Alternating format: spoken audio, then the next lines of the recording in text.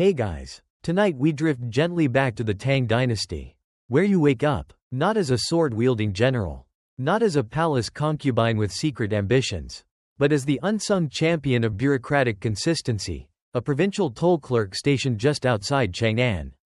As the rooster hurls its judgmental scream into the violet fog, you rise from your woven mat, joints creaking like poorly carved hinges, and reach for your uniform, a modest robe in uninspired beige, whose most exciting feature is that it covers your knees. The city of Chang'an stirs behind you, massive and orderly, but your post lies along the lesser eastbound trade route, which means the only traffic you see most mornings are two goats. A man selling fermented scallions, and that one student who smells faintly of ink and panic. You nod at him out of habit. He nods back with the desperation of someone carrying 3 unfinished essays and a questionable diploma. Your first task is lighting the incense at the corner shrine, standard protocol to appease the road spirits, who, to your knowledge, have never taken direct action on any matter beyond mildly unsettling winds. The smoke coils upward as you mutter the required invocation, half prayer, half reminder that today will be exactly like yesterday. At your booth, a squat, wood-framed structure roughly the size of a chicken coop, you unlock the scroll cabinet with a key that sticks unless turned just right. Inside are 12 rolls of finely brushed nonsense: toll codes, transit exemptions, cart classifications, grain tariffs by region. You don't read them anymore. You just know them. They live in the creased folds of your brain like unwelcome tenants. Just as your second yawn arrives, unasked and inconvenient, a donkey cart lumbers into view. The driver wears a straw hat and the look of someone who believes tolls are optional. You straighten your back, pick up your inkstone, and prepare for the daily sport, enforcing bureaucracy on people who definitely did not study bureaucracy. He pulls up and begins his speech before you even greet him. Good sir, this cart carries only personal items. Pottery, a family heirloom jug, possibly cursed, but unremarkable in market value. You grunt. Permit? Lost in a flood. Tragic. Fish swam off with it. Classic. You hold out your hand. He sighs, rummages, and eventually produces a note smeared with ink and half a preserved peach. You sniff. It smells like effort, but not success. The rules are clear. If it's illegible, it's invalid. Still, you offer a compromise toll. Reduced rate. He nods, tosses a few coppers into the collection bowl, and trundles on, cursing the tax gods and possibly your ancestors. You scratch his passage into the daily record: 1 cart, 2 wheels, declared items, pottery, unconfirmed curse. You pause to debate adding a doodle of a fish, then think better of it. The morning passes in this elegant loop. A merchant with silk samples offers you a bribe you pretend not to notice. A courier from Loyang whines about the surcharge for fragile documents and breaks wind while arguing. A widow with 2 hens and no shoes tells you she's just visiting her sister, which somehow costs no less than 4 wen in tolls. Your face remains the same throughout, expressionless, patient, and very slightly itchy from that neck flap on your robe that always curls inward. You begin to memorize the rhythm of the carts: squeaky axle, wooden clunk, mule bray, coin rattle. Historians still argue whether the Tang bureaucracy was too centralized for its own good. You, personally, think it was exactly centralized enough to ensure that you'd never be reassigned anywhere interesting. You once dreamed of working inside Chang'an's administrative core, maybe even in the prestigious palace archives. But dreams tend to wilt somewhere between a mud path and a 3-legged stool. Still, every few weeks you indulge in the fantasy, carefully copying imperial edicts by candlelight, sipping chrysanthemum tea, occasionally sighing with intellectual dignity. Then a passing ox voids its bowels within earshot, and the dream drifts away. One French scholar from the later Song era claimed that toll clerks like you served as the empire's unsung arteries, keeping flow and function steady. You quite liked that, until you realized arteries occasionally burst. By mid-morning, your ink brush is dry, your stomach is growling, and a splinter from your writing desk has embedded itself in the soft part of your palm.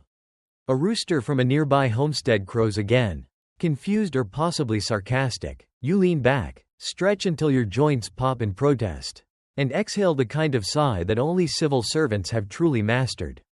A sigh that contains the weight of the ledger, the price of barley, and the haunting echo of unpaid overtime. A few young children skip past your booth, their laughter sharp against the muted background. You're not allowed to tax children. You tried once as a joke and their grandmother chased you with a ladle. As the sun lifts into its judgmental zenith, the scent of overboiled cabbage wafts from a roadside stew stand, signaling that your next break, such as it is near. You begin stacking your scrolls with surgical care, aligning the frayed edges so they won't curl from humidity. You run a thumb across the notches on your inkstone, each one marking a week of service. You stop counting at 37. You pick up your reed broom and sweep the booth's entrance for the 4th time this week. Not because it's dirty, but because it's the only part of your day that feels immediately productive. A swallow lands on the booth roof and stares at you. You stare back. The bird wins. As the morning wraps itself in the dusty haze of midday, you return to your stool, adjust the linen pad that fails at being a cushion, and whisper, mostly to yourself, one toll at a time. Then you reach for the next scroll. You are barely seated again when a distant rattling catches your attention. The unmistakable clatter of wooden wheels over uneven stone means a new cart is approaching. Which means you'll soon be testing your patience and your ability to remember which stamp color corresponds to a partial exemption for barley shipments entering the city on Tuesdays. Lucky you. The cart rolls into view, pulled by a pair of exhausted mules with a shared expression of existential resignation. The driver, meanwhile, wears that bold look of someone who's trying to project authority despite being visibly confused by the state of his paperwork. His robe is too clean, his scroll pouch suspiciously flat, and his top knot slightly lopsided, as if secured in a hurry during a panic run to the latrine. He offers a nod and a grin. You offer silence and a stretched hand. Toll booths are not flirtatious spaces. He produces a scroll, slightly crumpled and sealed with red wax that has bled across the parchment. You crack the seal and unroll the document, eyes scanning the lines. It's written in correct form but with suspiciously artistic brushwork, flourishes in all the wrong places. It's a travel exemption granted by the Ministry of Ceremonial Affairs, which, you note, has absolutely no jurisdiction over toll routes. You've seen this one before. The shuffle the seals and hope the clerk blinks tactic. You give him the look. The one that says, I'm not new. He responds with the look that says, but I was hoping you were. With the kind of theatrical sign normally reserved for stage dramas. He begins his defense. These goods are destined for a temple. Technically holy. Thus, legally exempt. Surely the Ministry of Ceremonial Affairs would not intervene without reason. You tap the scroll's bottom corner. This exemption expired last lunar cycle. He frowns. Does it matter? Spiritually? You resist the urge to throw your ink brush at his head. Instead, you reach for your permit ledger. Flip it open with deliberate slowness. And begin tallying the assessed toll. 2 wheels. Unlisted cargo. Unclear destination. 1 very sweaty driver. Standard rate. No exemptions. The man tries one last time. But the oxen are fasting in honor of the ancestors. Isn't that worth something? You raise an eyebrow. It's worth noting in the ledger. Quirky cases like this appear at least twice a day. The Tang bureaucracy, in its devotion to heavenly order, produced more exceptions than rules. You once taxed a man for transporting wind chimes, then had to refund it when the Ministry of Music declared wind chimes a sound-based tribute to cosmic harmony. Another time, a woman claimed her dog was a registered courier. Historians still argue whether animals were ever granted official postal status. You believe her dog was mostly just bored.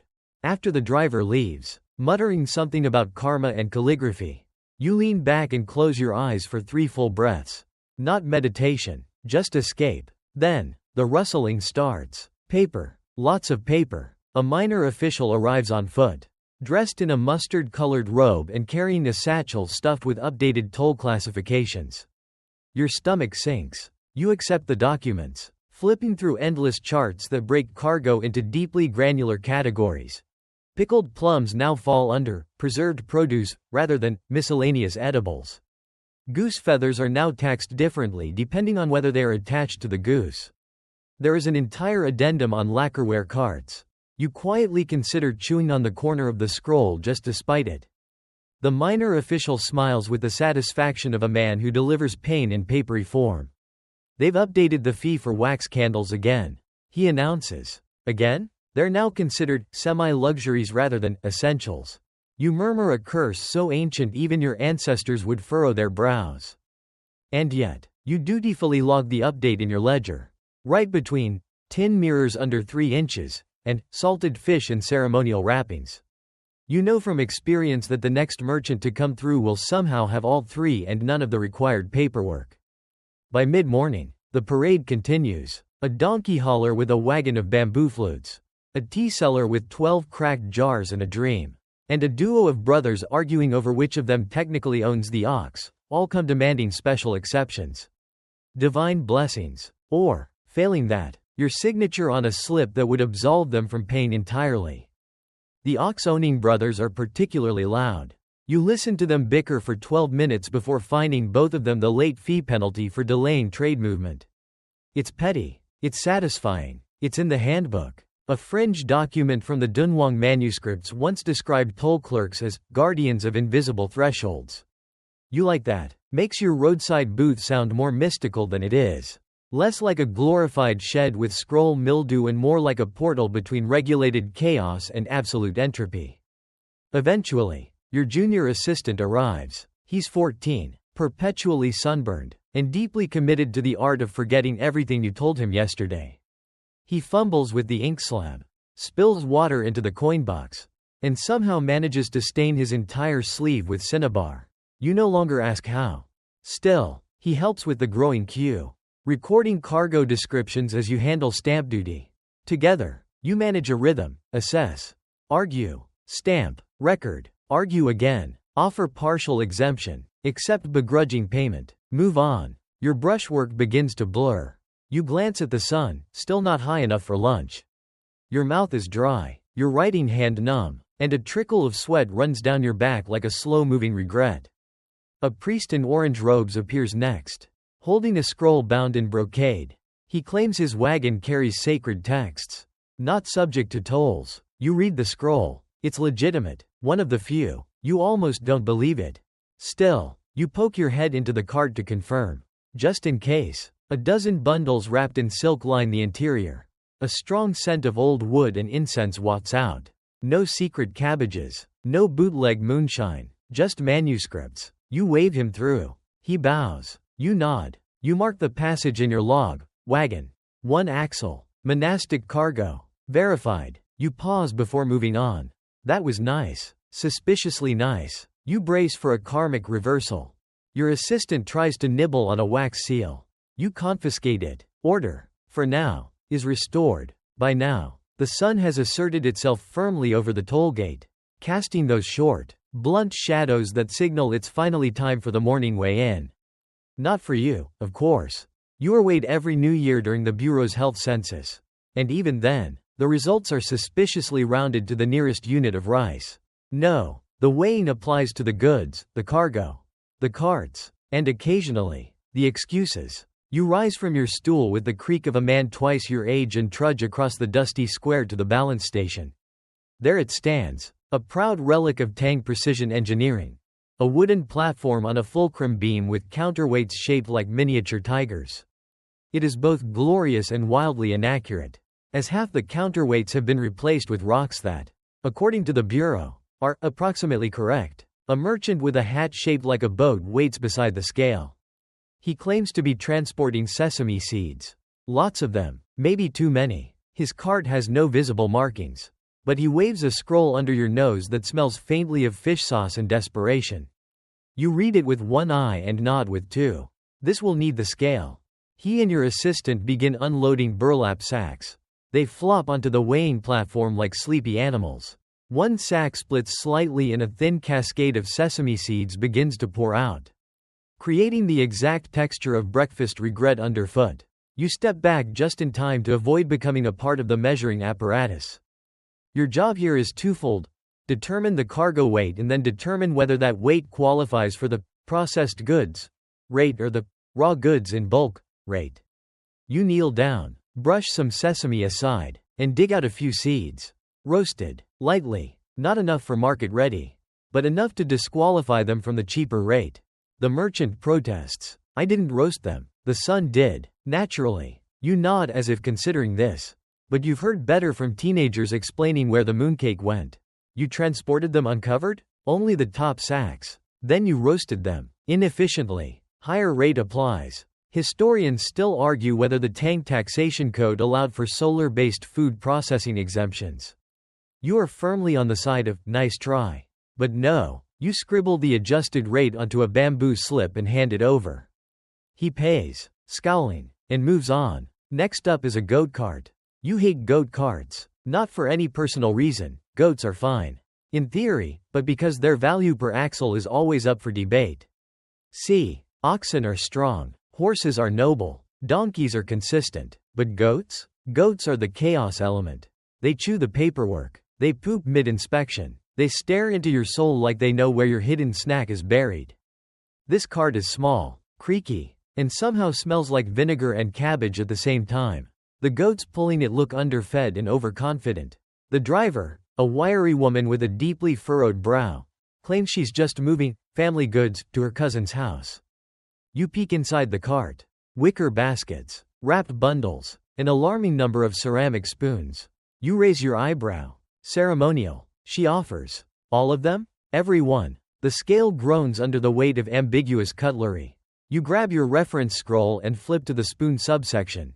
There it is. Ceremonial utensils.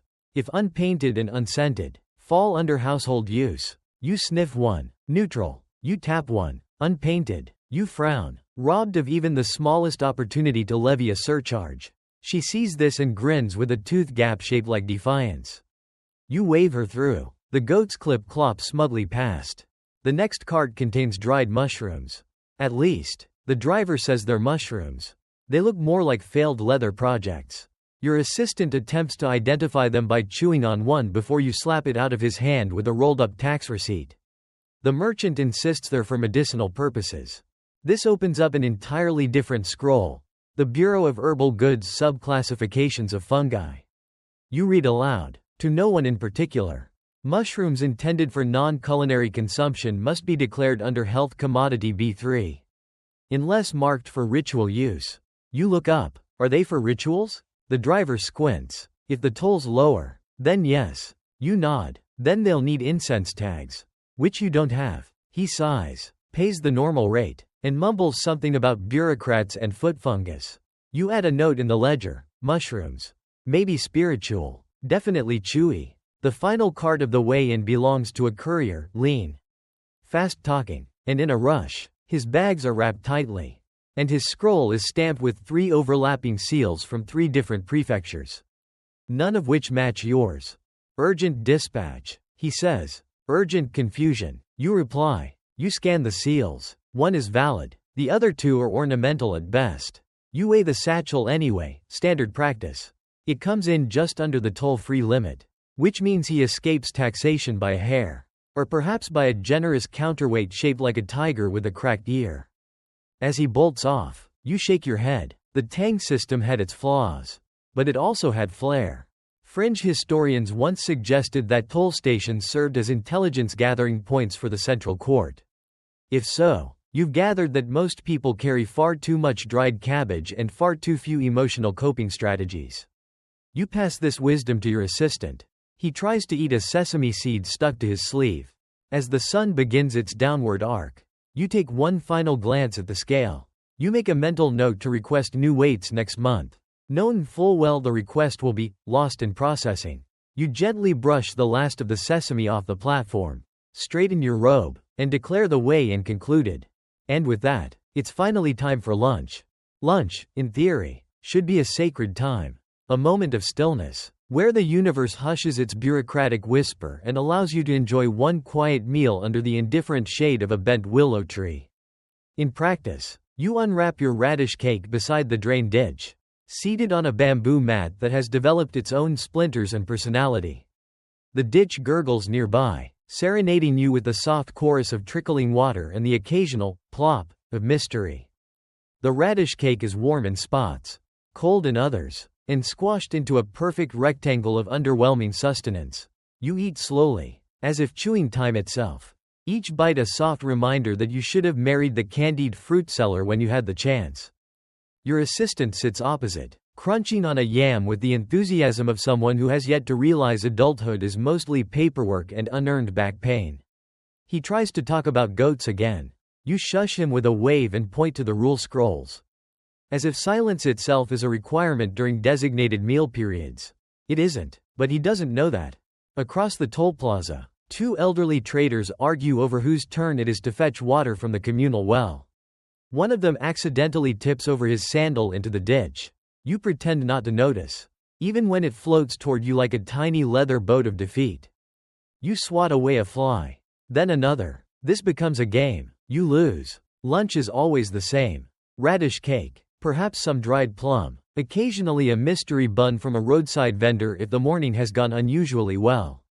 Today, it hasn't. You consider using the bun as a paperweight instead. While chewing, you stare off into the rice fields beyond the road. The workers there bend rhythmically, in unison, like the landscape itself is performing a slow dance. You once thought of becoming a farmer. Then you realized farmers deal with weather, pests, and the constant threat of oxen with opinions. Toll clerking seems safer, not better, just drier. One mainstream historical text from the Tang era praised the toll system as a marvel of civil efficiency. You think this must have been written by someone who never missed lunch because a cart of fermented leeks tipped over in front of them. Your assistant points out that the radish cake is steaming on only one side. You nod. The universal signal for life is like that. From your lunch perch, you can see the notice board, its parchment edges flapping in the breeze. Today's update is mostly ceremonial. A new prefectural holiday has been declared in honor of a retired magistrate who once standardized fishing net taxes. You toast him silently with your last bite. A true legend. A bureaucrat's bureaucrat. Suddenly, a chicken runs past. Not a metaphorical chicken. A real, highly agitated bird flapping across the road as if fleeing a philosophical crisis. You blink. It's followed by a young girl carrying a broken basket and a string of apologies. She almost knocks over your assistant.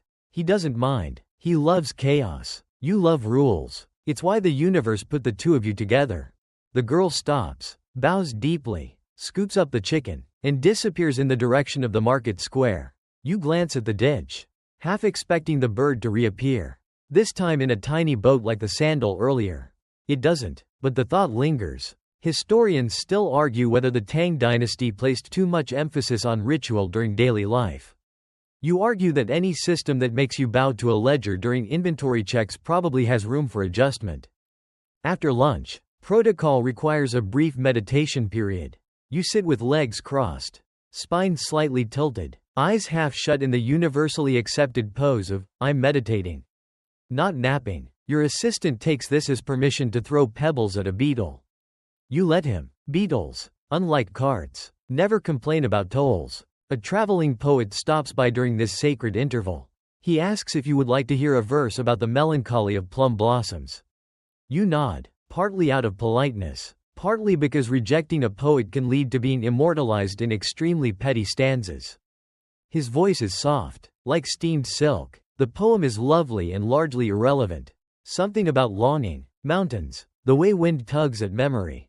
You reward him with a half portion of dried fruit and a stamp on his travel scroll. He bows, twice, and disappears before you can forget the last line. You reopen your ledger. The ink is dry, your brush stiff. You re-ink it slowly, deliberately, watching the liquid pool like a tiny black mirror. In that reflection, you see your own face, equal parts boredom, wisdom, and acceptance. Your assistant asks if he can handle the next card alone. You say yes. He beams, then immediately drops the brush and spills the ink across a receipt. You sigh, then smile. It's a small, reluctant smile, the kind that slips out sideways when no one's watching.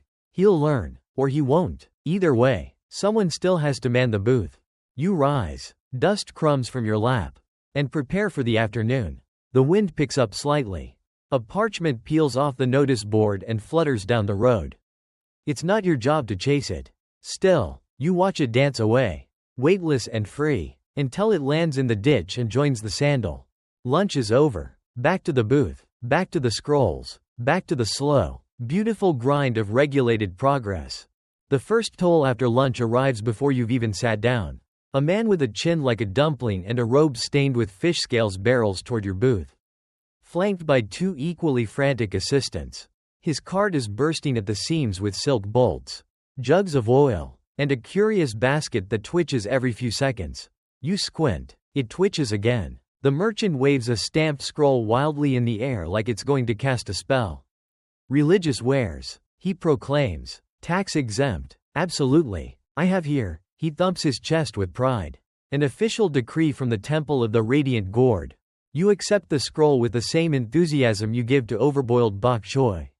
One glance tells you all you need. Wrong stamp. Dated 3 years ago. Issued by a subsect not recognized by the Ministry of Civil Affairs since the Great Incense Fraud Scandal. You hum politely while he continues his monologue, detailing each item in his cart with such flair you half expect a traveling bard to show up and provide accompaniment. And this, he says, pulling aside a cloth, is a sacred urn, blessed, sealed, hasn't been opened since the previous emperor sneezed during a lunar eclipse. You peer into the urn. Dried plums, clearly imported, a tax-worthy delight. He protests. For spiritual nourishment, same nourishment as lunch, you mutter. What follows is a familiar sequence, exaggerated offense, increasingly dramatic justifications, and a last-minute offer to pay in silk instead of coin. You decline, not because you don't want silk, but because the Bureau has a very clear opinion on clerks accepting gifts. You once accepted a sweet potato as thanks and had to file a 3-page report explaining its non-currency status. He finally relents, tossing a handful of coins into the toll bowl like he's feeding an angry god. The basket twitches again. You glance at it. He freezes. Monkey, he says. Live? Technically. You pause. Quill hovering. Transporting a live animal across prefectural borders requires a separate wildlife permit. He begins to sweat. I'll just call the auditor. You add, casually reaching for your bronze bell. No need, he squeaks. Monkey is ceremonial. Very spiritual. Performs at funerals. Performs? Does a little dance. You write. Unlicensed primate. Possibly grieving. Toll increased for wildlife handling.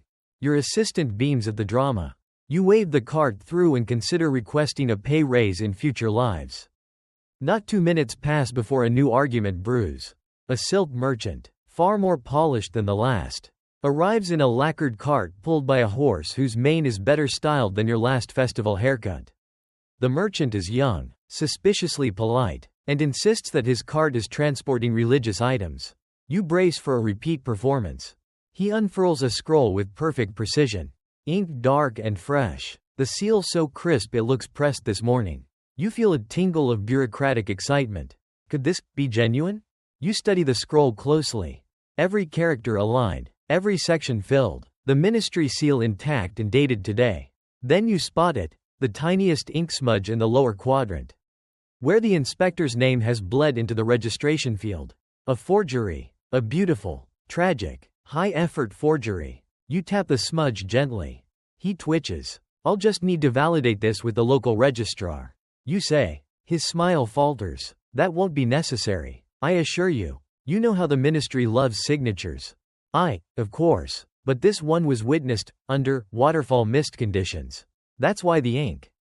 Spiritual precipitation. I see. Historians still argue whether water damage was a valid excuse for blurred signatures in Tang-era transit law. You personally think it's just a poetic way of saying someone spilled tea. He finally caves and pays. Overpays, in fact. You suspect he wants the conversation to end more than anything else. You scribble his toll in the ledger with a note. High-quality forgery. Admirable effort. Deduct bribe attempt points. As he leaves, you feel a brief flicker of respect. He almost got you. The next traveler is a quiet one. An older woman pushing a small wooden cart by hand. No ox. No donkey. Just her and a low groaning wheel. You nod as she approaches. What's your cargo? Thread, she replies, unwrapping a bundle. Inside, spools of deep red silk. Fine and neat. No scroll. No paperwork. No attempt to claim spiritual significance. She offers the truth with such clarity it takes you by surprise. No documents? You ask. No, just thread. For mending. You inspect the goods. Small quantity. Low commercial value. She's not selling. She's delivering. Probably to a cousin or village dyer. You calculate a small fee in your head. Then wave it. She blinks. Why? You're not the kind of person I write reports about. She bows. You smile. The world, for a moment, feels almost humane. Then comes the cart carrying geese. Loud, angry geese in a cage with wheels. The driver tries to declare them educational animals. For what purpose, you ask? Philosophy class, he says without blinking. You stare. They honk when the students get answers wrong. You look at the geese. One honks. You frown. Higher toll for noise pollution. He groans but pays. As the sun drops a little lower, the rhythm of the afternoon continues. Declarations. Disputes. Debates over whether medicinal wine should be taxed like alcohol or as herbal essence. One man claims his cargo is cloud essence trapped in clay pots. You fine him for carrying empty jars. Quirky cases come and go. You remain the steady fulcrum. Brush, stamp, coin, quill, the tools of your station. You make a mental note to request an updated ruling on monkey permits. You won't, but the thought counts. By late afternoon, the air thickens with that golden haze particular to Tang landscapes. The sky softens. You stretch your neck, shake your wrist, and prepare for the final push. The toll bowl is heavier now. The scroll pile thicker, but so is your satisfaction. You are, as always, the calm center in a sea of slippery claims. The ink brush, once fluid and obedient, now clings stubbornly to the parchment, its strokes fraying like tired thoughts. You flex your fingers for the 10th time this hour, trying to loosen the cramp forming along your palm. But it's no use. This is the inevitable toll of the tally board, your true and constant enemy. Afternoons drag. The sun begins its slow slide toward the horizon, and the carts come less frequently now, leaving more time for documentation. Endless, elaborate, unnecessarily ornamental documentation. You settle into the rhythm. List, stamp, total, annotate, sigh, repeat. Your tally board, a long wooden slate streaked with charcoal lines and smudged thumbprints, records everything the Bureau demands. You once asked why this couldn't be written directly onto the scrolls. The answer came back: to ensure consistency in multiplicity. Which, as you now understand, means nothing and everything at the same time. Your assistant returns from his brief errand carrying a replacement inkstone. He claims he negotiated a lower price because the merchant was scared of your face. You're not flattered. Together, you attempt to mix a fresh batch of ink, but the water he brought smells faintly of boiled cabbage. You try to ignore it. The new ink is watery and bleeds into the parchment like a confession. You dab it dry with rice paper, smearing the characters only slightly. Then come the minor disasters. A stray gust knocks over your quill holder. Your elbow bumps the coin bowl. A passing beetle falls into the ink and dies a poetic death that your assistant tries to narrate. His name was She, he says. He wanted to be a scribe. You respond with a very quiet glare. Mid-sentence, you are interrupted by humming. Low, off-key, persistent humming. You glance around. Your assistant, now deep into an improvised folk tune about spoons and destiny, stamps a scroll with the wrong end of the brush. You take it from him gently, the way one might remove a dagger from a friend's thigh.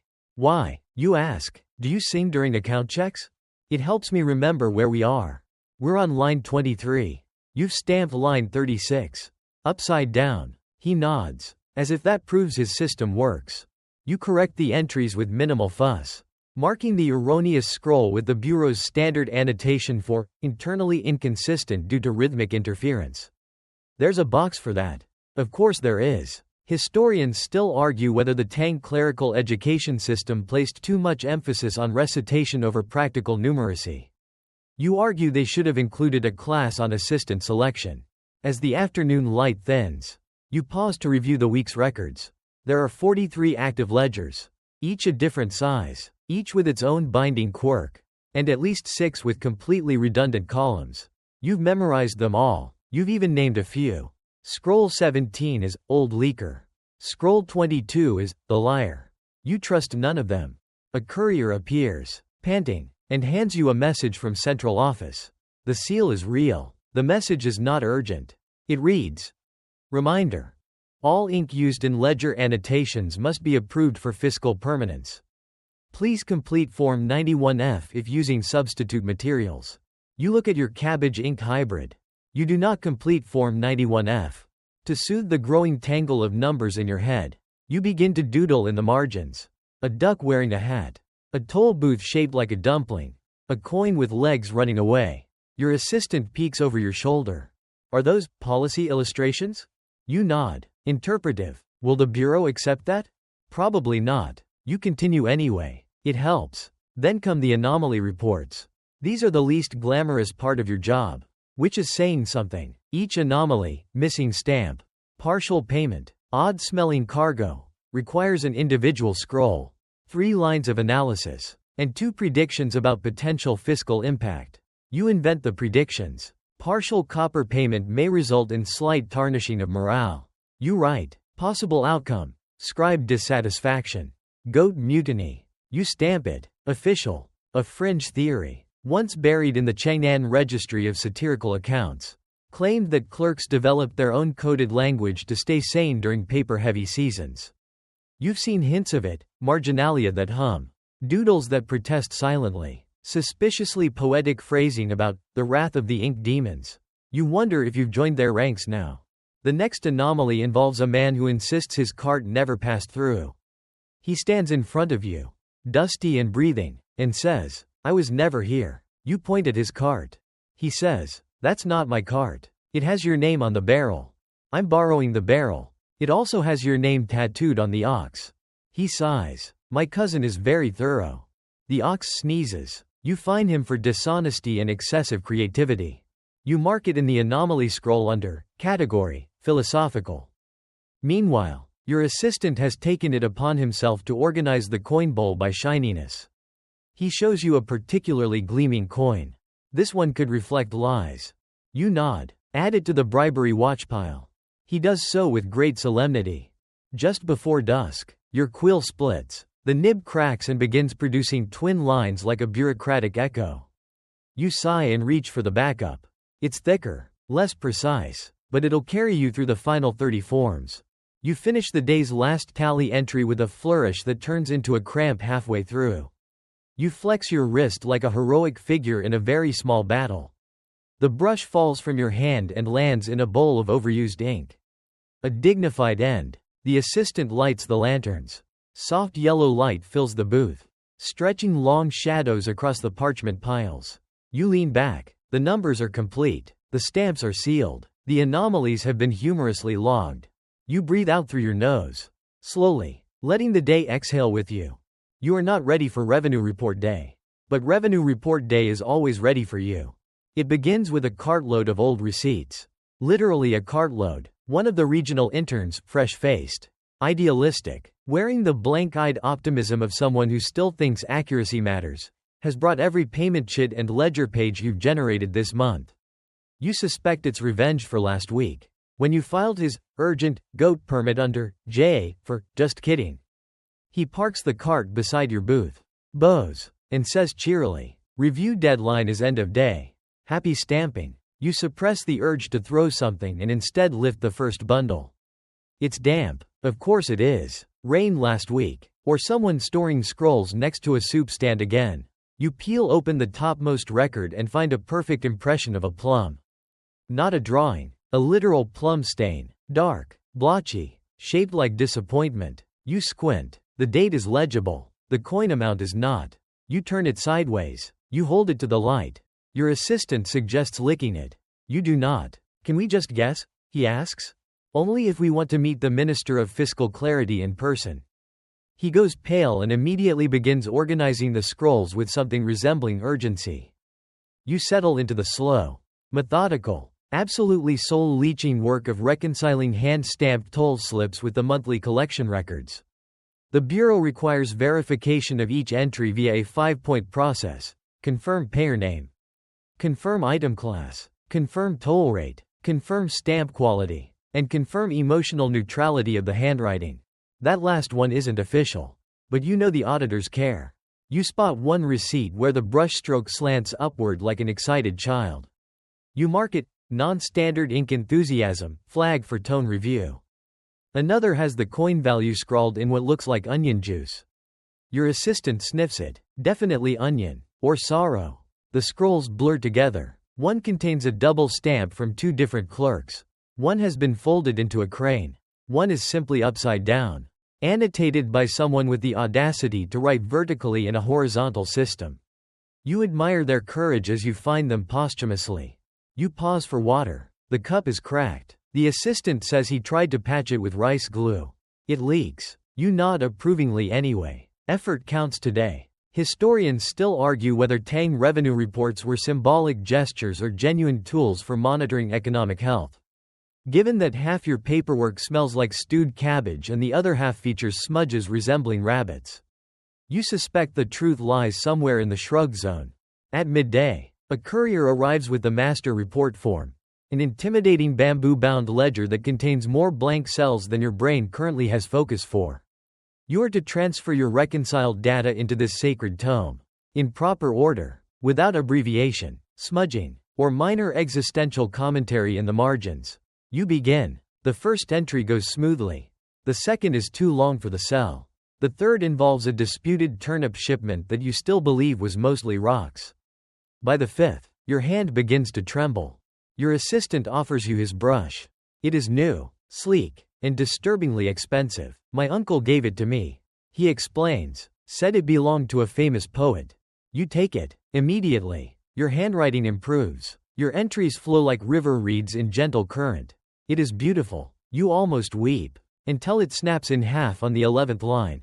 Maybe he meant emotionally famous. Your assistant mutters. You revert to your backup brush, which squeaks audibly across the page like a resentful goose. You fill in row after row. Entry by entry. You reach a section labeled Miscellaneous Revenue Discrepancies. You write, see Appendix 9G. You know there is no Appendix 9G. There never has been, but they never check. You press onward. One entry, silk bolts. Short shipment. Reminds you of the man who tried to smuggle weasels in a fabric roll. You smile involuntarily. The bureau didn't. You had to file a weasel incident supplementary note. Near the end, your eyes blur again. You miswrite barley as barely. Your assistant corrects it. You pretend he didn't. Ego management is part of your job description. A fringe clerical guidebook once suggested chewing mint leaves to retain focus during long reports. You have none, but you do have a single candied hawthorn. You eat it. Your jaw cracks. The sugar helps. Slightly. You reach the final column. Total revenue for the month. The big number. You add the coins, the exemptions, the penalties. You recount. You recount again. You get a different number each time. You call over your assistant. Add these. He squints, counts, writes something down, then immediately spills ink across it. You inhale through your nose and gently confiscate all his writing tools. You resort to your emergency abacus. It's missing 2 beads and is slightly warped from an old tea accident. You make it work. The number you settle on is satisfying. Balanced, not suspiciously high, not worryingly low, enough to suggest diligence, not enough to imply creative accounting. You write it in large, clean characters. Total. 2.138 when. You circle it. You underline it. You draw a tiny decorative border of radishes. It is done. You bind the report with twine. Attach the proper seal. And affix your name with exactly the right amount of ink pressure. You do not smile. But inside, your heart briefly hums the sound of a well-filed document. As the sun dips low and the shadow of the toll booth stretches across the road, you stand up straight, hold the report to your chest, and nod solemnly. Then you hand it to the intern, who has returned with another cartload. These, he says, are from last month. You stare at him, then at the scrolls, then at your hands, which begin to clench slowly. He blinks. You okay? You nod. Perfectly. Then you turn back to the booth and begin preparing ink. Again, the deputy auditor does not knock. He simply appears, an extension of the state, grown fully formed from a pile of stamped parchments and pure disapproval. His robes are green, the exact shade of unpleasant vegetables. His hat is too tall. His sandals are so clean you suspect he levitates. You spot him as he approaches your booth. Ledger already open, quill in hand. eyes scanning your domain like a hawk with a fondness for compliance codes. You take a deep breath and brace yourself. Audits are rare. Unannounced audits are worse. But unannounced audits during the third week of the month are practically a declaration of war. He doesn't greet you. He doesn't need to. His presence is the greeting. You offer a deep bow. The kind that says, "Welcome, noble inspector," while secretly meaning, "May your ink dry mid-stroke forever." Clerk 907J. He says without looking up. "That's me. You are behind on Form 91F. Emotionally. Yes." He frowns. "I mean bureaucratically." You gesture toward the pile of ledgers. "Recently conquered. I've been focused on revenue alignment." He taps his own scroll. "And yet, here it says you declared 4 shipments of salted duck eggs as lightly cursed produce." They were vibrating. Perhaps they were simply fresh. You resist the urge to argue.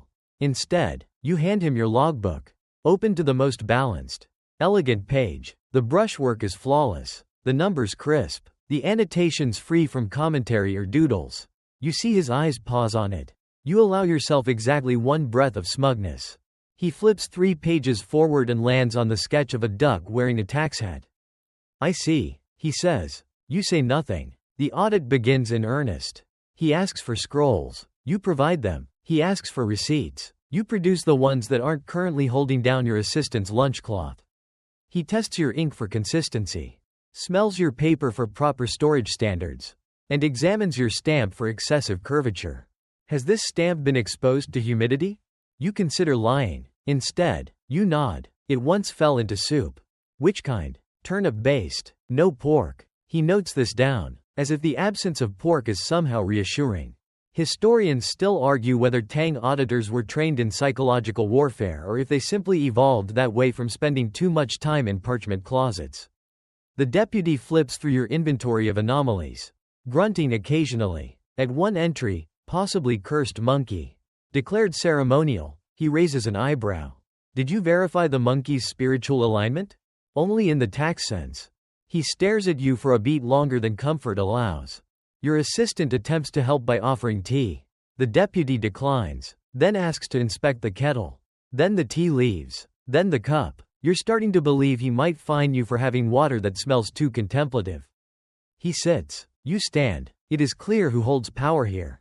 And yet, as the audit drags on, something changes. He begins to frown not with judgment, but with confusion. This coin tally, he says, pointing, is 3 when over. Yes. You reply, I rounded down a fee for an elderly woman pushing a thread cart.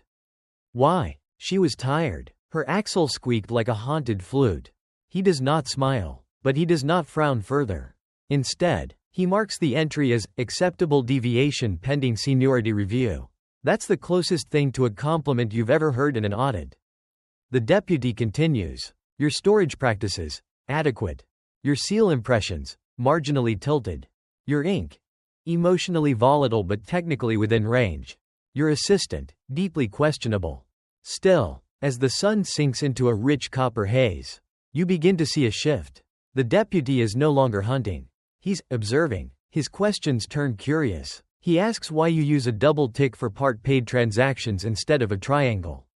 You explain it's easier on the wrist. He nods. Have you considered submitting this as a procedural suggestion? I considered it. And? I filed it under future lives. He actually coughs, maybe even chuckles, or sneezes politely. The final step, signature review. This is the true test. A review of your calligraphy, your flair, your brush pressure, your spacing. The bureau believes a clerk's signature reflects their spiritual alignment to civic order. You believe it mostly reflects whether your wrist is cramping. He examines your latest entries. His quill hovers. Some of these show variance. You brace for reprimand. He adds, they also show restraint and consistency. You exhale. That might be praise. Finally, he rolls up your scroll, ties it with silk string, and affixes the bureau's audit seal. It lands with a soft snap. Final and elegant. He stands. Clerk 907J. You are deemed within expectations. It is the highest compliment you'll receive this month. Before leaving, he pauses. Almost human. You've logged 36 anomalies. Yes. 4 of them involve poultry in unconventional roles.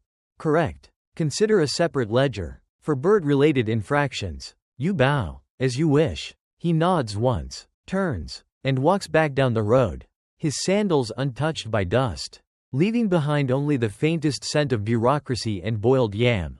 You collapse onto your stool. Victorious. Your assistant offers you the ink brush like a knight presenting a sword. You wave it away. Today, you say, we do no more forms.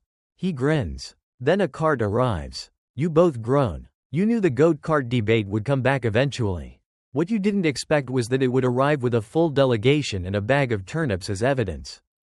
They appear just before dusk, 4 men, 1 woman, 2 goats, and a large scroll mounted on a wooden board for dramatic effect. The group claims to represent the Eastern Toll Adjustment Committee, a name which sounds entirely made up but unfortunately matches a real subdepartment with real authority, albeit limited to livestock-related logistics. The woman speaks first. She introduces herself as Vice Deputy of Inter-Axle Clarification Affairs. You blink slowly. She continues with an almost rehearsed enthusiasm. There has been growing concern about inconsistencies in goat cart classification across prefectural toll gates. Some stations apply a half rate per axle, others full. The matter has escalated. You nod. You've seen this storm building in memos and scribbled footnotes. Apparently, someone in the Southern Bureau decided to classify goats as sub-oxen, which sparked fury from the Ox Association and confusion from the goat community. They roll out the scroll, which contains an aggressively footnoted chart showing axle-to-animal ratios, historical wheel diameters, and a surprisingly detailed sketch of a goat with what you assume is a bureaucratic frown. Here, she points. You have been charging a full axle rate. Yes, you reply. Because the axle is real. The goats are just emotionally unqualified. Your assistant stifles a laugh. One of the men, older and clearly annoyed at being part of this mission, steps forward. It is our firm belief that goat carts contribute less road strain and should be discounted accordingly. You consider this, then ask, are you suggesting I weigh the goats? Another delegate perks up. Actually, yes. Goat weight to axle ratio could be the basis for a new subcategory. G1 through G4. You stare at them. You think of your toll booth, your balance beam with missing tiger weights, your ink brushes that fall apart during audits. And now you're expected to conduct livestock mass analysis on creatures that headbutt out of spite? Still, the Tang Dynasty loves a new form. You take the scroll gently and set it on your desk. Fine, you say, let's test the theory. You gesture toward the goats. They are chewing something invisible, eyeing you like they already know this ends in mutual disappointment. You lead them to the scale, which groans under the insult. The delegates lean in. One scribbles something on a parchment. Another begins sketching the shadow the goat casts, for calibration. He explains. Your assistant holds a turnip to distract the animals.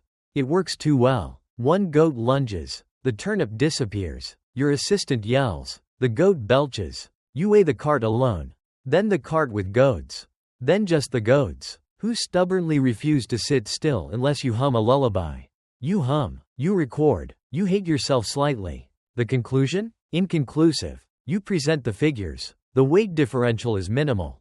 The axle strain is consistent with standard carts. Also, one goat bit me. The vice deputy claps her hands together. Excellent. We'll need to process this data and submit it to the Ministry of Transportation Equivalence. Expect a scroll. You already regret this entire interaction. Before they leave, the oldest man, the one who hasn't said much, lingers. He leans in and whispers.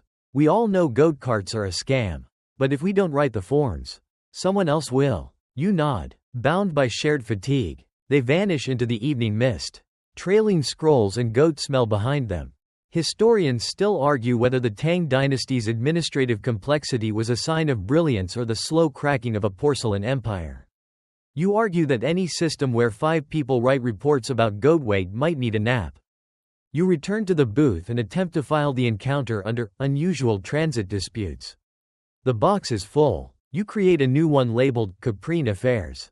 Your assistant asks if you can use the goat data to create a fun chart. You give him a flat stare. He begins drawing a goat in a top hat anyway. As you're scraping dried ink off your ledger, a passing cart thuds to a halt. The driver hops off. waving what appears to be a poetry permit. He points at a barrel filled with scrolls. He says, "All poems, all exempt." You ask to see one. He pulls out a parchment and recites dramatically. "The moon is cheese. My heart, a moldy bun. Toll me not, for art has won." You stare. He smiles hopefully. "Do you have Ministry of Artistic Expression stamps?" He deflates. "No, but I have passion." You charge him full rate for commercial paper goods. He pays in silence. Your assistant whispers, "That was actually kind of good. It was also kind of taxable." A breeze rolls in, lifting the corner of the goat equivalency scroll. You paperweight it with a spare coin. It deserves to stay grounded. You're reviewing the summary ledger when the local priest arrives, holding a dead fish wrapped in silk. You blink. "Why? Temple offering. Transit exempt. Where's the scroll?" "In the fish." You do not open the fish. You charge the minimum seafood transit rate. He pays. The fish flops slightly in response. Your assistant writes in the ledger, "Fish, spiritually complicated." You allow it. As evening deepens, the shadows around the booth lengthen. The goats are long gone. The priest has wandered off humming. You lean back on your stool and flex your hand, which is still tingling from goat contact. You pull out your personal ledger, the one no one else sees. You jot a quick line, "Goats still winning." You close it, light the lantern, and watch the road for the next problem. Rain begins in the most irritating way possible, one single drop. Directly into your left ear. You look up. Gray clouds gather with the smugness of people arriving late to a party and still expecting attention. It's autumn now, and your booth, never impressive to begin with, has reached its seasonal breaking point. The thatch roof sags slightly, like a tired hat. The walls groan when the wind whistles through, and one corner smells faintly of wet parchment and old yam. You sigh. Repairs again. The Bureau allots each toll station a seasonal maintenance allotment, in theory. In practice, the funds arrive 2 months late and are usually redirected to urgent ceremonial gate refurbishments, in Chang'an. So you do what all great clerks do. You improvise with shame and rope. Your assistant holds up a straw bundle. "This used to be my bed mat," he announces. You nod solemnly. "Then it shall now be our roof." He grins with the proud air of a martyr. Together, you drag a ladder from the toolshed, which is really just a barrel with ambition, and climb onto the booth roof.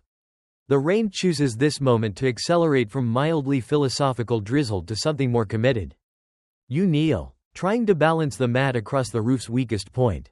Below, your assistant tosses you a coil of twine. You miss. It hits you in the face and rolls into a puddle. You mutter a curse and climb back down. The goats from last week reappear. Entirely uninvited, they watch the process, judging your knots. One headbutts the booth. A roof tile slides off. You shout something bureaucratically inappropriate. A passerby offers advice. Try wedging it with bamboo. You do. The bamboo splits. Eventually, soaked and increasingly unhinged, you manage to strap the mat across the leaky patch. It's lopsided, held together by damp optimism and one ceremonial pin left over from an abandoned wedding tax registry. But it holds. Kind of. Back inside, you attempt to dry your scrolls. Your assistant waves them near the lantern flame, which results in one near ignition and 2 burn marks. You slap the scroll out of his hand and into a bucket. The bucket was your only clean seat cushion. Progress, he says weakly. The next cart that arrives is being pushed, not pulled. The driver is a boy no older than 12, soaked and shivering, hauling a crate of what he claims are pickled hopes. You raise an eyebrow. "Pickled turnips," he corrects. "My uncle calls them hopes." You inspect the crate. The jars are cracked. One has a floating beetle. You classify the goods as doubtful edibles and offer him the reduced rate. He stares at you. "I can't pay, but I can help with the roof?" You hesitate, then nod. He scampers up, more nimble than your assistant, and wedges an old reed fan between the tiles. Water stops dripping onto your record shelf. You give him an exemption slip and a boiled plum. He runs off like you've handed him the empire. Historians still argue whether toll clerks were allowed to barter services in place of official currency. You personally believe anything that stops your ledger from dissolving is morally defensible. The next cart arrives with 2 crates and a mood. The driver insists his goods, dried fish skin, should be exempt because they're used in court rituals to summon wind. You look at the scroll. The permit is real. The goods are foul. You open one crate to check. A stench escapes that causes your assistant to faint temporarily. You close the crate, quickly stamp the exemption, and wave him through. As he leaves, the goats return. One tries to enter the booth. You deny it entry based on species. It bleats. You counter with a broom. Order is restored. Mid-repair, your assistant finds an old inspection report in the storage box. It's dated 5 years ago and warns of a termite issue in booth 27C. You are booth 27C. You tap the walls. Hollow. You pull up a floor mat. Wood flakes like old pastry. Well, you say, maybe we should apply for emergency structure reinforcement. Your assistant offers. You nod. Then remember. Form 108D requires 5 witnesses, a sketch, 3 separate height measurements, and an affidavit from a structural monk. You roll your eyes and grab the nail pouch instead. Rainwater begins pooling near the coin bowl. You tip the booth sideways. The water pours out, along with a stunned centipede. You both scream. 1 hour later, the patchwork is holding. You've stuffed old scrolls into the cracks. You tell yourself they were duplicates. You light extra incense. More as a bribe to the weather spirit than an actual offering. The smoke drifts upward, then sideways, then back down. That can't be good. Your assistant suggests wrapping the entire booth in reed mats like a dumpling. You almost agree. Then the wind changes. Suddenly, from the east, a new challenge approaches. A convoy of 3 carts, all bearing flags of a mid-tier tea merchants guild. They are late. They are wet. They are in a terrible mood. The lead merchant hops off and points dramatically at the roof. This station is unsanitary. You gesture to the roof. It's being improved. He demands a refund for the wet stamp on his exemption scroll. You offer to re-stamp it. He refuses. He wants compensation for emotional distress. You counter by offering him a free dried plum. He storms off, his honor damp but intact. You write in your ledger, Tea Guild, high-strung. Roof status, drying emotionally. Your assistant begins naming the leaks. That one's drippy. That one's hopebreaker. You don't stop him. It helps. By late evening, the clouds pull back, and moonlight slips through the patches in your handiwork. The booth smells like damp paper, steamed goat, and victory. You lean back in your stool. A drop falls. You don't flinch. You earned it. The promotion rumor arrives not with ceremony, but with a suspiciously friendly scroll and a courier who winks far too much. You're hunched over your ledger, drawing a line under, roof stabilized with moderate spiritual risk. When the courier slides in under the half-repaired awning, he's young, enthusiastic, and chewing on a licorice root like he's got secrets to spare. Clerk 907J? He asks. You nod cautiously. He produces a scroll sealed in blue wax, a rare color. Used only by upper-tier departments like the Ministry of Position Allocation or the less glamorous, but equally mysterious, Office of Rotational Appointments. Word is, he whispers, you're going places. You raise an eyebrow. I'm already in a place. Exactly, he says, like that meant something. He leaves you with the scroll and a smile. You unseal it slowly, expecting disappointment. What you get instead is worse, ambiguity. It reads, Esteemed Clerk 907J. Your name has been submitted for consideration regarding future advancement in accordance with rotational service protocols. Pending administrative validation, you may be selected for reallocation to a higher station. Kindly refrain from initiating inquiries. Respectfully, Office of Rotational Appointments. You stare at it. Your assistant reads it upside down. Does that mean you're being promoted? It means someone somewhere wrote my name on a list. He gasps. You're famous. You fold the scroll and place it beneath the only dry ledger you trust. You've seen this before, twice. Actually, the first time was a different 907J.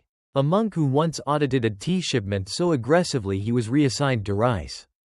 The second time, it was almost you. Almost, but it turned out the bureau had meant Clerk 970J. A man whose name you can never say without twitching. You go about your day with a suspicious bounce in your step. You try not to care, but you also re-ink your name on the toll banner outside the booth, just in case anyone influential passes by. Mid-morning, your assistant insists on preparing a promotion feast. It consists of 2 radish cakes, 1 boiled egg, and a small dish of celebration salt. You eat it. You do not taste celebration. By noon, the rumor has spread. A traveling monk congratulates you. A vinegar seller bows and offers you a discount. A goat snorts in your general direction. The world is clearly shifting. Then the form arrives. You should have known. Form 442K. Candidate verification for reassignment. 3 pages of questions with answers that change nothing. What is your current rank? How many stamps do you own? Do you experience occasional tremors while calculating axle fees? You fill it out dutifully. Halfway through, it asks whether you have any medical objections to reassignment involving elevation changes. You write, emotionally allergic to stairs. Your assistant finds this hilarious. You do not. In the afternoon, a second courier arrives. This one is older, slower, and carrying a scroll in red wax. Your hopes rise. Maybe the rumor is real. Maybe they noticed the time you diffused that weasel cabbage dispute without bloodshed. He opens the scroll, reads aloud, then pauses. There's been an error. He mumbles. The Office of Rotational Appointments meant to notify Clerk 907L. You are 907J. You stare blankly at him. Your assistant drops his yam. The courier bows low. Sorry. The brushwork on the ledger was ambiguous. Ambiguous like a goat permit? Exactly that level. He leaves you with a formal apology scroll. It reads, "We regret the misdirection. Your current performance remains satisfactory. No reassignment pending. Please continue service without disruption. We commend your understanding." You place the scroll next to the first one and let out a breath that sags your entire torso. Your assistant tries to cheer you up by sketching a diagram titled Promotion Pathways of Men Who Wait Too Much. It features a stick figure under a leaking roof. You add an annotation, sits anyway. Historians still argue whether promotions in the Tang clerical system were based on merit or proximity to someone with clean sandals. You argue they were based on legibility, flattery, and the availability of ink. You try to resume your day, but everything feels twice as dusty. A merchant stops by, hauling copper pans and requesting a toll exemption due to a ritual echo. You stare at him until he pays. Another woman claims her goods are weightless. You drop one of her baskets on your foot to test the theory. You charge her double. Then comes a scholar, drenched from a nearby storm, bearing a book wrapped in silk. He asks for directions. You give him vague philosophical advice instead. You write in the ledger, mood, turbulent. Status, unchanged. Ambition, suppressed under wet scrolls. The rain returns near sunset. Gentler this time. You lean in the doorway, watching the drizzle stroke the road with soft fingers. Your assistant approaches holding a sign he made. It reads, Future Prefect. You take it from him, flip it around, and write on the back, Current Clerk. You hang it inside the booth. The last cart of the day is small, quiet, and oddly peaceful. The driver offers correct papers, pays exact toll, and says, thank you. You look at the sky. It doesn't care. But your booth is dry, for now, and your scrolls are orderly. You didn't get promoted, but you're still here. Night shift begins with an oil lamp, a long sigh, and the creeping suspicion that your left sandal is filled with soup water again. You light the lantern using a match borrowed from the tea cellar. It flares too fast, singes your sleeve slightly, and reminds you that illumination comes at a cost. The booth is now bathed in amber glow, casting long shadows on your paperwork pile. Outside, the road quiets. Inside, your thoughts don't. Night at the toll gate brings a special kind of madness. Less traffic, but stranger. Fewer carts, but more confusion. Fewer documents, but more lies whispered in tired voices. Your assistant, now wearing a makeshift sleep mask fashioned from a ribbon and misplaced socks, announces that he will be resting his processing faculties. He lies down on the ledger bench and immediately begins snoring like a bureaucratic dragon. You sit with your ink brush, poised but unmoving, listening to the chirp of insects and the occasional distant hoot of an owl who almost certainly has no permit. The first traveler of the night appears on foot, cloaked, hooded, and walking like someone who's been arguing with goats for a full week. He carries a bundle. He does not speak. You clear your throat. Declaration? He offers a scroll without eye contact. It's smudged, not just from rain or handling, but purposefully. Someone has wiped over the cargo section as if trying to turn fish into firewood. You squint at him. Transporting logs? He nods. Logs that smell like salted mackerel? He says nothing. You tap the bundle. It emits a distinct slosh. Sir, unless this is the world's most committed plank, I'm going to need you to declare fish. Eventually, he relents. 5 salted fish, 2 pickled, 1 fermented, all smuggled in a blanket. You charge the nocturnal seafood rate, slightly higher, for your inconvenience and wave him on. You write in the log. Declared as wood. Smelled like regret. The next arrival is a courier from the inner city. Riding a mule with shoes. Not hoof guards. Actual shoes. Leather. Embroidered. With tiny tassels. You stare. It keeps him confident. The courier explains. I can't tax the shoes. You reply. I just wanted you to notice. You nod. Consider them admired. He hands over a scroll pouch. Inside are letters bound for 3 prefectures, one of which is spelled incorrectly. You mark it for correction. He shrugs. They'll figure it out. You stamp the pouch, jot a note, and toss the man a boiled chestnut for honesty. He salutes with the enthusiasm of someone half asleep and rides off. Tassels swaying. Midnight passes quietly. Your assistant wakes up, drinks water straight from the ink rinse cup, and falls asleep again. You don't stop him. If the ink doesn't teach him, nothing will. A gentle breeze flutters your sleeve. The night air smells like wet pine and overheard secrets. The lantern sputters for a moment. You feed it another drop of oil. Then comes the cart with too many wheels. You hear it before you see it. Clack, clack, clack, clack, clack. You blink. 5 wheels. 2 in front, 2 in back, 1 awkwardly in the center like a growth. The driver grins. Innovation. You squint. Why? Stability. Or confusion. He tries to argue that extra wheels mean extra exemptions, because technically they reduce pressure per axle. You counter that it's a wheel-based toll, not a physics debate. He ponders this deeply and suggests a compromise. He'll pay the standard rate. But only if you name the 5th wheel. You look at it. It looks back. Probably. Han. You say. He nods. Pays. Rolls on. You update the ledger. 5-wheel cart. Center wheel named Han. Paid in full. Historians still argue whether unconventional carts were taxed inconsistently due to mechanical novelty or simple exhaustion. You argue that if a wheel has a name, it should pay rent. Near the 2nd hour of night, the road stills. You tidy your scrolls, realign the inkpots, and tuck the revenue pouch into its locked drawer. You listen. Crickets. Distant drumming. One mysterious thud that you choose to ignore. You permit yourself a yawn. It feels risky. A soft knock interrupts it. You look up. A figure, short, wrapped in a brown cloak, is holding a single chicken. Not a crate, just the bird. It looks unimpressed. I'm walking it to my cousin.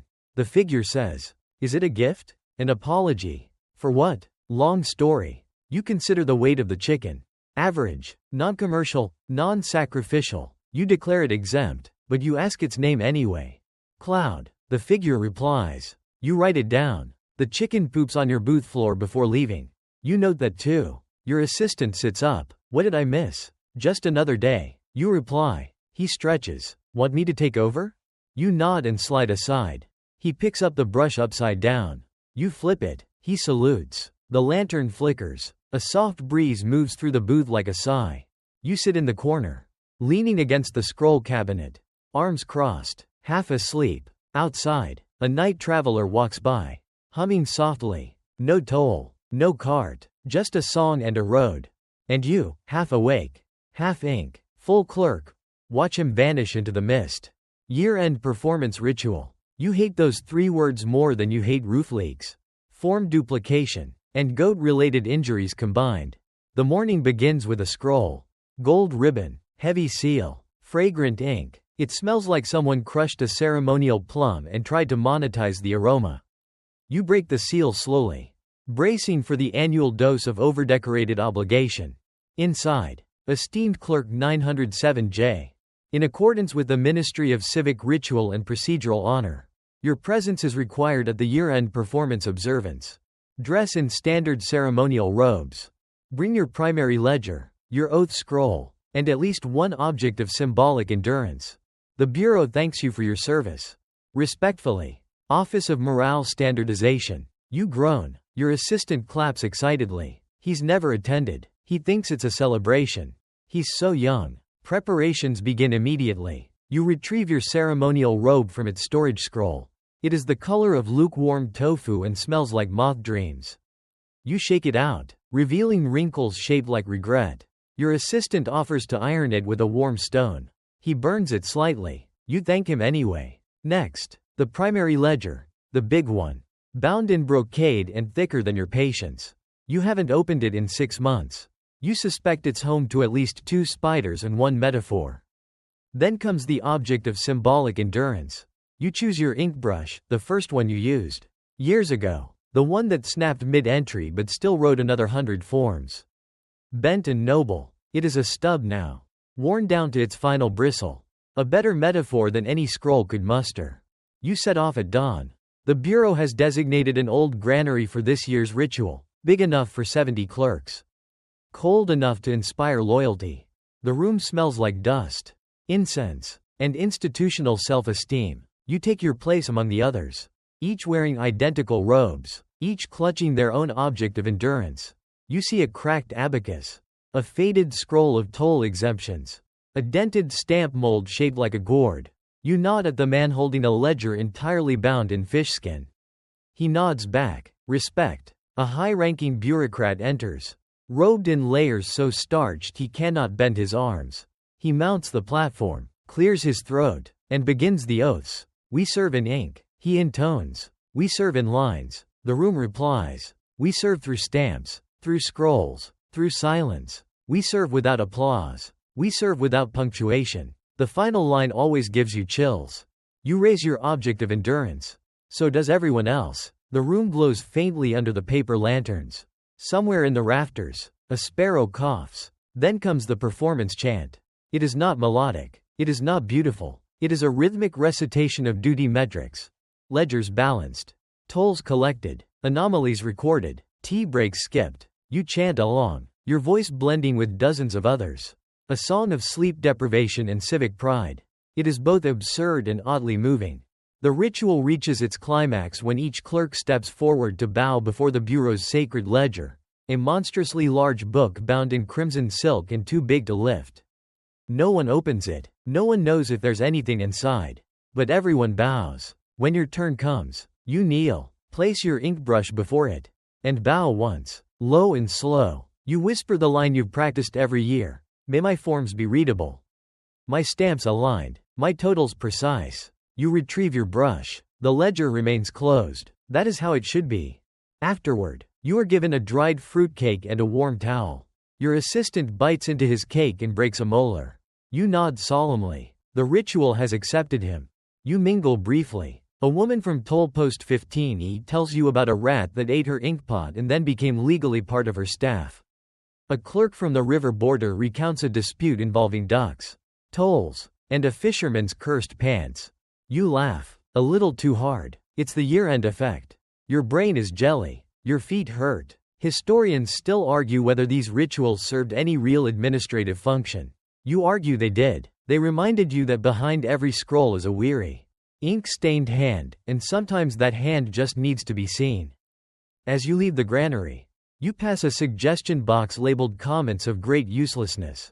You write, add more chairs next year. 1 fewer speech. Then you draw a goat. You feel better. You return to your booth by dusk. The road is quiet. Your assistant lights the lantern, humming the ceremonial chant out of tune. You settle back into your stool. The robe goes back in the scroll. The ledger returns to its shelf. The ink brush, your old, worn, bent little survivor, gets a place of honor, propped against the window. Angled just right to catch the moonlight. You survived the ritual. You were not promoted, but you were acknowledged. And in the world of toll clerks, that is a kind of glory. Retirement in the Tang bureaucracy is not a reward. It is a labyrinth, a final test designed not to celebrate your decades of service, but to see if you still have the stamina to climb a mountain made of scrolls and sealed with red tape.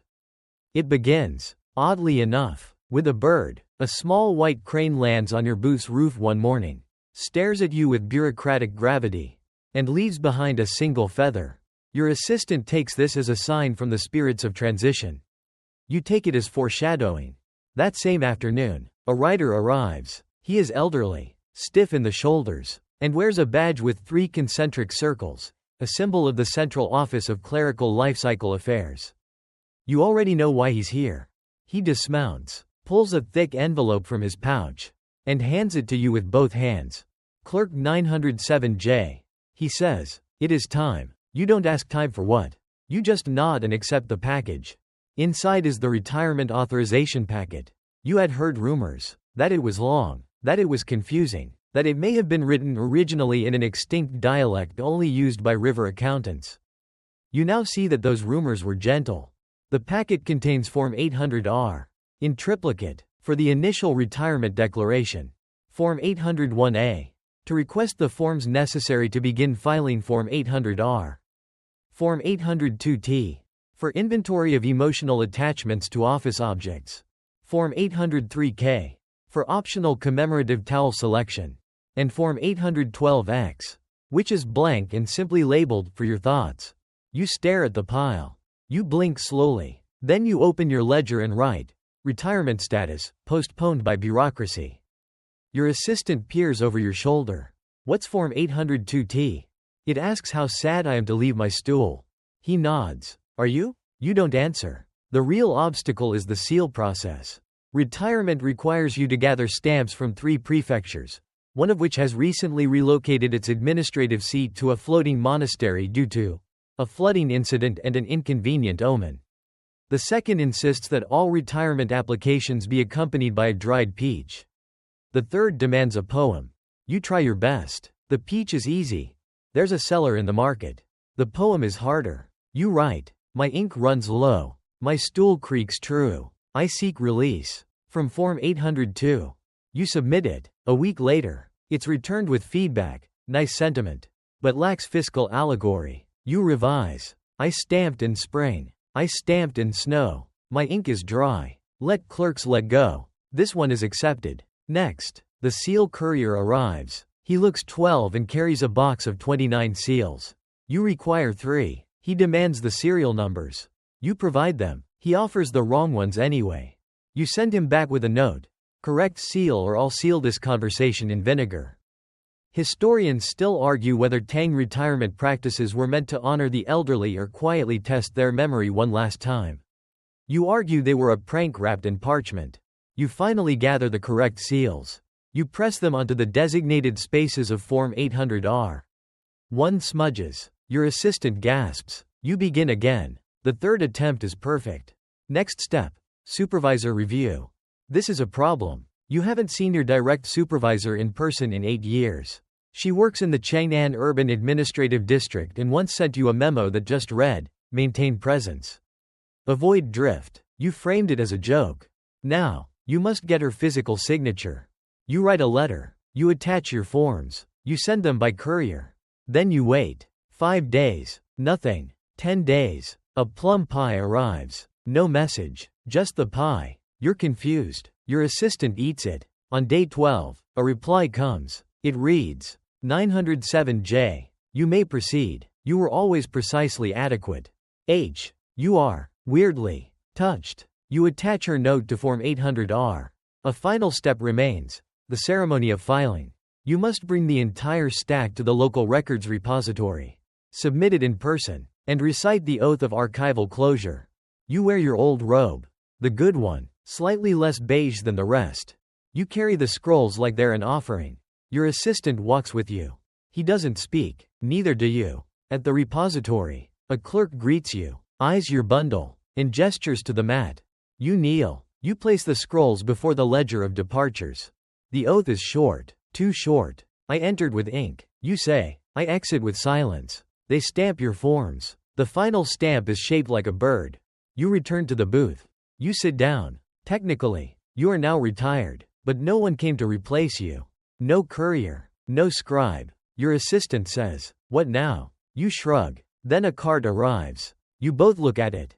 The driver shouts, spice shipment. You stand up. You take his scroll. And you begin to write.